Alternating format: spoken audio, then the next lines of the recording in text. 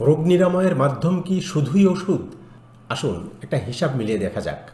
আমরা কি বলতে পারবো জীবনের কতটা সময় ডাক্তার এবং ওষুধের পিছনে ব্যয় করেছি? হিসাবটা বেশ বড়ই হবে।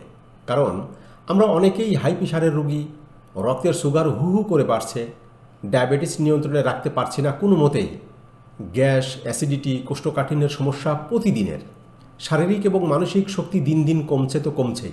আর এ সকল রোগ নিয়ে আমরা প্রতিনিয়ত দৌড়াচ্ছি ডাক্তার, ডায়াগনস্টিক সেন্টার এবং ওষুধের দোকানে। কিন্তু কেন হচ্ছে এ সকল সমস্যা? এর অন্যতম প্রধান কারণ আমাদের খাদ্যাভ্যাস।